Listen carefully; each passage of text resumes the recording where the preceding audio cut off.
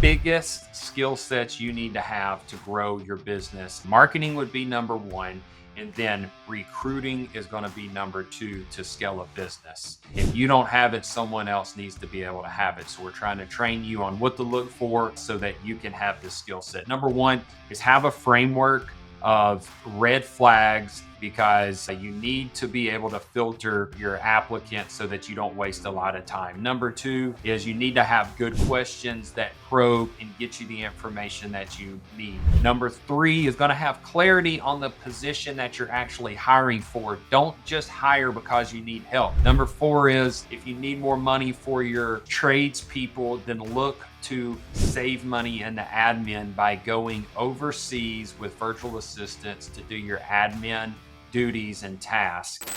America's backbone was built on blue-collar business grit, grind, and muscle. This is where you stop working for the business, and the business starts working for you. What's up, blue-collar millionaires? Chris and I back. Last week, we talked about hiring people, and we were kind of talking about all the things to not look for. Today, we're going to talk about all the things you should be looking for and how you should be looking.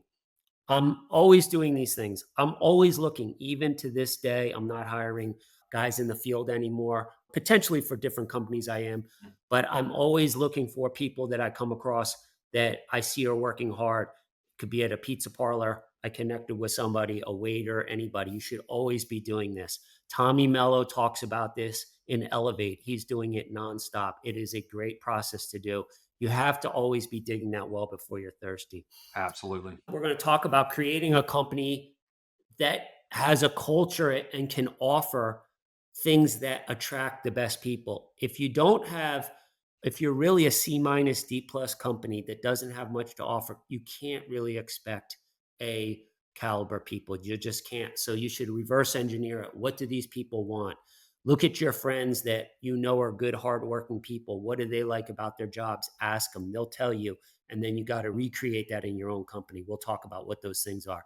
And then I want to talk about a strategy that just is so powerful, work for me. And that's spending less money on admin, but not doing less admin. Yes, yourself, but spending less money on admin, outsourcing that overseas. You can get incredible talent to do so many things you don't want to do. You can have 24-hour type of service, and then saving money on that and essentially taking some of that money and putting it back on your blue collar guys to make your positions so much more attractive. I did it with gutter guys.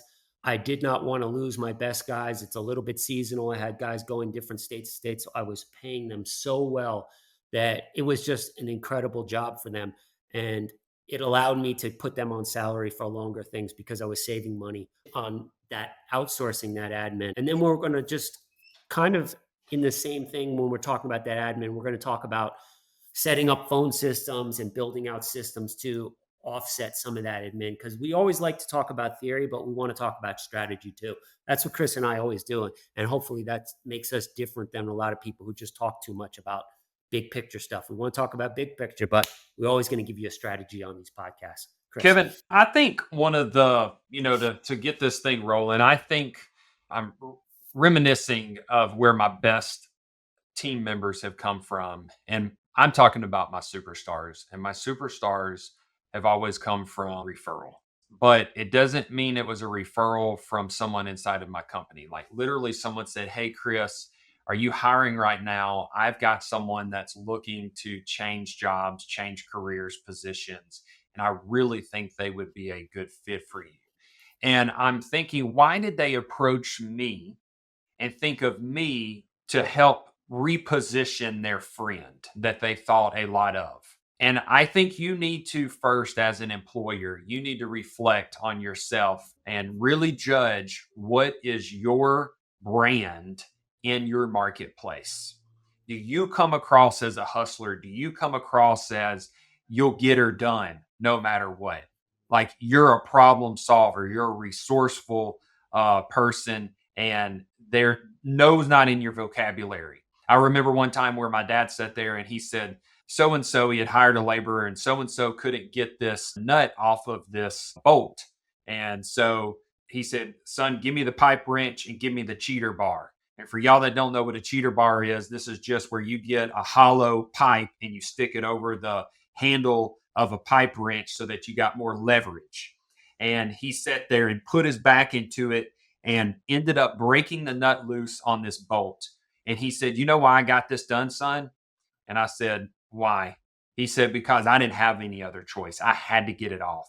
That other person had an option. They could say no because it wasn't theirs." And I sit there and I think about that mentality of whatever it takes to get it done. The no is not in the vocabulary. That's not an option. And I think you have to be that as a leader in your organization for others to think about you when they want to refer their A player friends, their superstar friends. Because if you don't have that mentality, how do you expect someone to come and work underneath you, beside you, and drive the ship in a direction that you're wanting to go? And I didn't always have that. So there is a time of paying due diligence, improving yourself in your marketplace. Don't expect to get all superstars when you first open your business if you have no track record for people to see that you deserve to have superstars. So get yourself right, show people what you're worth and that you're real and legit, and that you will take care of those people that you bring onto your ship that you're driving. And that is how you're going to get referrals. And that's how you're going to find the superstars. And those superstars are worth every penny, because every dollar that you pay out on them, they are going to produce a massive multiplier, 5, 6, 8, 10, 15 times more than what they cost. Great stuff, Chris. What do you think about being honest with yourself and what your company can offer, where it's at, and then really just saying, hey, the best I think you can go one grade up. So if you're a C company, you can get B people. If you're a B company, you can get A people. Yeah. But the thing is, a lot of people are D plus companies and they say they're B companies. Got to be really honest with you. I can be honest with myself where my companies are, where they were, and you have to move that up. If you're not willing to move up a grade for your own company, how can you expect to attract those people? All you're doing is basically bringing them in. So I knew a guy who worked for a company, a big company, an insurance agency, and he said it's like there was a documentary on bringing in baby seals, and they basically hit them over the head and kill them, and they get them to waddle in. He was like, that's what this whole organization is. The guy lies. They put this whole system on that they're going to make so much money. They come in here and they get hit over the head. That's a lot. I'm not saying people are doing that on purpose, but that's what a lot of people do. They kind of make it like it's going to be, and within weeks, that person knows it's chaos. That A or B player, if he's 2 grades away, he's looking for a way out. He's going on job boards. He's going to leave. I think there's 2 different ways to lead. There's one way out of fear, dictatorship, and then there's one out of loyalty. And that's where, out of fear, they're performing in front of your face because they don't want negative results. And out of loyalty, they are going to be willing to do whatever it takes because there is a level of pride in their efforts and what they produce because they want your approval. It's a total different situation from fear when they want your approval. And that's because you've raised the bar and you've let them know this is the standard. So to answer your question, Kevin, I'm going to say you need to sell your strengths at whatever stage you're at. When it was just me and a couple of guys and I was trying to tell a homeowner why they should hire us, it was because the owner is on site. You physically have the owner, the one that cares the most about this business and the success of a repeat customer on site, handling the project management and quality control. And I'm flexible and I'm not rigid and I don't have to follow an SOP, an operating process that might prevent me from giving you that extra effort. I'm very flexible at this stage in my business. But now I sell the fact that if something goes wrong, I'm big enough where I have the insurance and I have the wealth to be able to back something negative if it does go wrong, where the little guy just starting out probably doesn't have adequate insurance and probably doesn't have the bank account to be able to handle a disaster if something went sideways really bad. So where is your strength at based off of what position and stage you are in business? And this is what you sell to your potential team members when you're doing your recruiting. For me, let's say that I didn't have insurance. I had no benefits. I'm talking to them about their ability to grow with the business, the company, You can move up from ground level to top management if that is your desire, because as we grow, new positions will be made and you will have the ability to choose that, because I'd rather promote within than to bring someone in from the outside for upper management. And as we grow, we will be able to add these things and you will have the input and the weigh in on what type of benefits we add to the company. So you need to learn how to sell your position.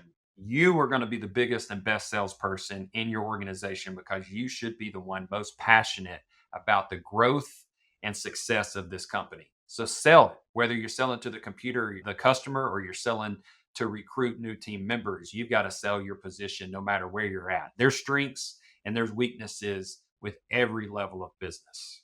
I think that's really powerful. You have to be able to sell yourself not only to your customers, but to your employees. You look at like the presidential election, Trump and Harris, they're right now selling themselves to get votes. You're doing it forever. Look at this when we were talking, I was thinking about this. When you look at two people we know, Chris, both with 20 million plus companies, Mm-hmm. the one guy that's going to sell for over 33 million that we had Mm-hmm. on, and the other guy that we just had on, Elite, 20 million, 150 employees. They both started by themselves and they got a really good person to go with them who ended up staying with them for 10 plus years, right? Mm-hmm. Got rich with them. It's because they were so involved in the business. That person's like, I want to hitch my ride on this guy. Yeah. Yeah. And when I was rebuilding in 2009 and 10, I got a guy that I knew that was a master roofer, and I got him to come on to the gutters. And I was paying him way more money than I could afford to. But I knew I needed like a superstar because I needed somebody I could really count on. And he just retired last year at 52 years old. So you got to get people, even if you're small, you got to sell people on, and you do that because they watch you in the business and they watch you grind. But even if you have 25 employees, if they see you there and they see that you're helpful and you answer questions and you want the best for them, they're going to get behind you. You almost need to create soldiers and people who believe in you and the culture, because people only care about themselves. They might like you, but if they don't feel like, hey, this guy, I want to ride this wave with this guy. If this guy can't deliver, I got to go find somewhere else. They got their own kids and family. You have to become that person. And you could become that person if you're a one-man guy with one employee, then you got to be super involved, of course. Or if you have 40 employees, you have to let those people know, I got your back. I'm going to help take you to this promised land. Here's my opportunity. And if you follow these other guys and you stick with me, it's going to happen to you. That's how you build out employees. So I like your thought process on, saving money on the admin side of the business so that you can throw it towards the fulfillment, the operational side, the blue collar guys that are actually fulfilling the skilled task. Because we know in the labor climate today, October 2024, blue collar trades are harder, skilled tradesmen are harder to get and more expensive to pay for as well, because there is a low supply of skilled tradespeople and individuals that actually want to do that kind of work compared to what there used to be in prior years. So, how would someone save money over in the admin side so that they can still afford a great pay scale for their superstar trade people in the operational side? Well, I would be outsourcing that to virtual assistants. But here's the key, I want to do it with a virtual assistant who's done it for another blue collar entrepreneur. I want them to understand systems and them to almost be teaching me stuff. If you're very skilled at it, then you don't need that. But most blue collar guys, most service business, most people, when you're smaller, you could use some help on that. So even if you're skilled at it, I still want to bring in people that are skilled at it and they can just come into your community and start doing it. But I think people are shocked when they find out it. Everybody, Chris, we know that has had virtual assistants and stuck with it. It's always the same story. That's why every time I buy a company, I put a virtual assistant in. I already know what's going to happen. It's not this buzzword virtual assistant. You find a very hardworking, skilled person that the opportunity to work for the greatest country in the world, a company in the greatest country in the world that can grow super fast is an incredible opportunity for them. And you do that, and they can take off so many things of your plate at a fraction of the cost of hiring your friend's wife or your sister or anybody who doesn't really, let's be honest, they don't really want to be doing it. They're just looking to fill time. They're looking to be remote. They're looking to do it in between dropping off the kids. I want people, Chris knows many of my virtual assistants. I want people, we have Blue Collar Millionaire. I want them to be zeroed in, focused on this, have great skill sets. And then you can also build out for them to share in profits. So it's super fair. They can make money. You'll watch, they will help drive with profits. You could save many hundreds of dollars a week doing this. Then you can take a bunch of that money and, I don't want to say overpay your guys, but you can make it so that you can afford the best of the best employees. And then what does that do? It makes the virtual assistants jobs easier because you have better employees who carry out tasks, who are always on time, who don't get them stupid callbacks. It's like a cycle. And next thing you know, that's how you grow companies that can net $1 million. You're not going to do that. So some of the positions that you could go overseas with, when we say virtual assistants, you can get them in the US, but we're primarily talking about overseas. So Yeah. like your bookkeeping, the accounting side, collections. So I think accounts receivable, the allocation of all of your entries on your bookkeeping, your call center, the people that are answering the phones, you can have someone that answers the phone on the weekends, after hours, if you're an after hour service, and during the day. And you can have multiple of them instead of having one or two in the US. You could have 3 to 5 overseas at the same money. The outbound cold calling to generate leads for your marketing side, the text message, the email marketing, the cold calling, all of that. Like anything that does not require a physical person to be on site to perform that task at your customer's location is achievable to be outsourced through a virtual assistant. Scheduling, customer issues, all the kinds of stuff you want to get rid of. And I just find them to do it much better. They're just more eager to do it. We all have had an employee that works in our office, and you say, hey, I want you to start calling old customers and see if they are so reluctant to do it. We don't even get to, hey, I want you to start calling realtors and property. They're like, what? I don't want to do it. They'll find any way to not do it. It's a culture here that like cold calling is so difficult and everything. I've been doing it for so long. I never found it to be that really that difficult. I'm not trying to do some boiler room 1990s stuff. Right. I'm just calling people and letting them know for gutters. Hey, you got trees all over your complex. We clean gutters. We clean thousands of complexes just like yours. Can I do a proposal on it? We drove through there. We see you need. Yes. It's like a totally different call. And you can teach people to do that over there. Like they're making money for you to do it. I just think outsource that. It will pay for itself, make money. And now you have more profit. If you want to take it all for yourself, I guess you could. But what you can do is if you start bumping up guys who are used to making 220 a day and now they're making 260, Yeah. it can really help your company. And that's what I did with gutters is I was paying foremen who are running crews, who are running 4 and 5, 6 men. I was paying them literally twice as much as other gutter companies could. A lot of that was because of the avatar client, which was much more profitable because I do big commercial jobs. But they had to work harder because there's really no breaks. You're at a complex for 4 hours in a row. You finish, you go to the next one.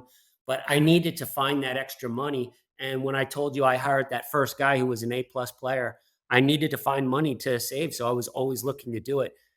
It's like you save money and you get better service. I mean, it's a no-brainer. So I'm currently, first of all, you can find virtual assistants. The big two platforms is going to be Upwork and Fiverr that I'm aware of. We've hired several from Upwork.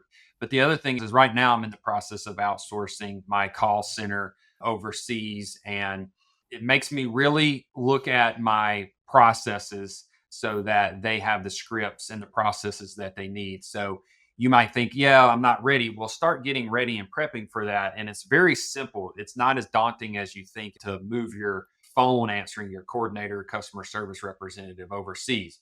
You need to know a call script. So you need to write a call script, how they move through that process with the customer. You need to have frequently asked questions. So sit there and take the time to review some phone calls or to think about the questions that you currently get when you're answering your phone with customers. And then you write down the question and you write down the response. And then, worst case scenario, they get to a roadblock and they can't answer it. Then at that point, it's take the name and number, and then they have a way to send that over to your project manager or you so that they can immediately get a phone call back in the next 5 to 10 minutes so that those technical questions can be answered. The whole point is you need someone answering that phone with a very friendly voice so that they have made contact, because if they get your voicemail, they're probably not leaving you one and they're moving to the next yellow page listing, Google listing, whatever the case is. So get them on the phone. So call script, frequently asked questions, and then they need to know how to work your CRM system to put them on the schedule and to dispatch the team. Take a little effort, build the system, because it makes your life much easier later on. I'm going to give you some good strategies. And I got this all in, we have a course, go to bluecollarmillionaire.net. I teach it. I have 20 plus virtual assistants. I've had so many. And I'd say, I don't say I have 100 because once I get them, they almost never leave.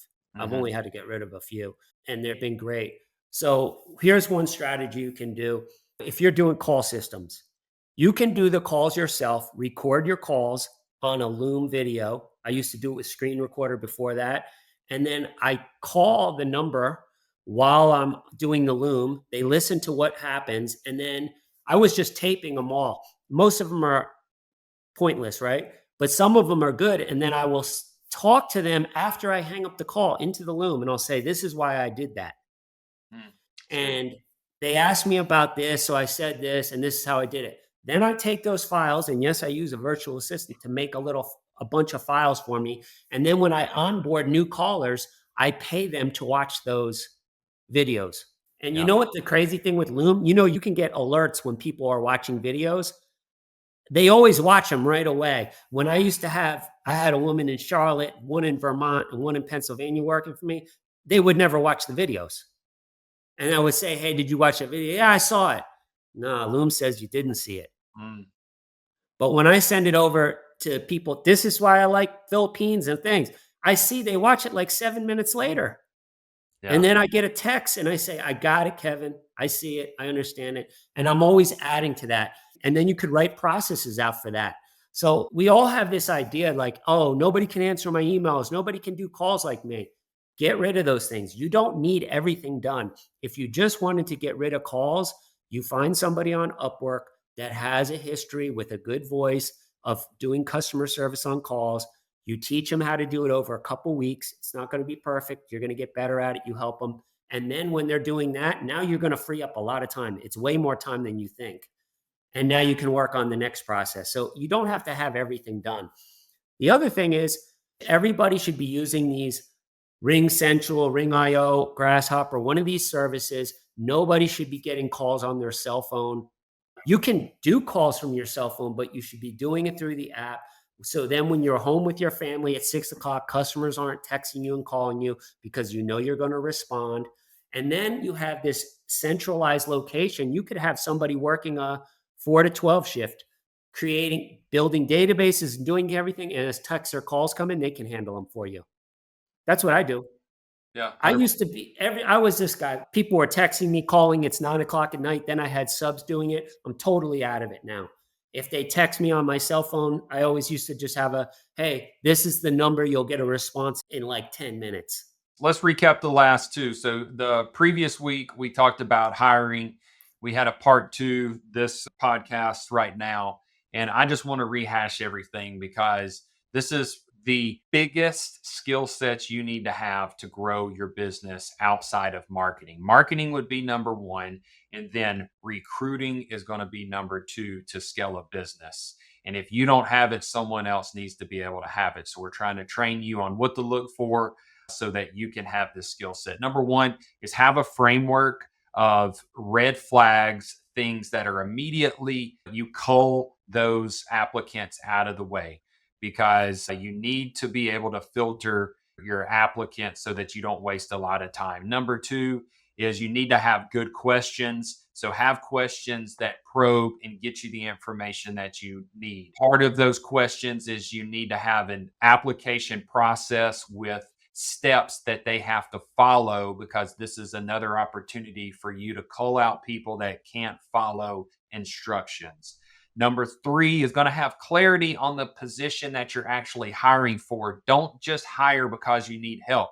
Otherwise, if you do get a good person, they're going to leave because there is chaos and they don't know what to do and they don't know how to perform and they don't know even if they're performing correctly.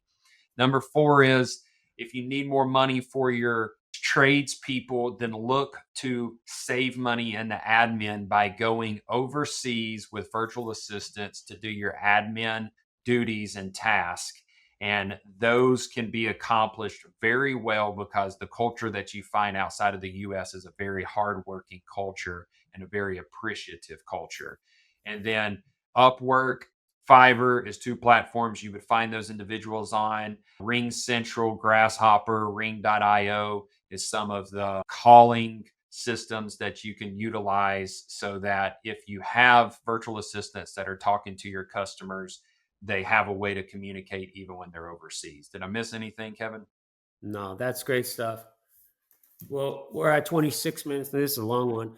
Next week, let's talk about our mastermind dinners, masterminds in general, what they mean to us, why we like local dinners where you can meet with the same people, how we're building that out, how much we've been affected by it, but then how we're going to set it up for you, because it's a fucking game changer.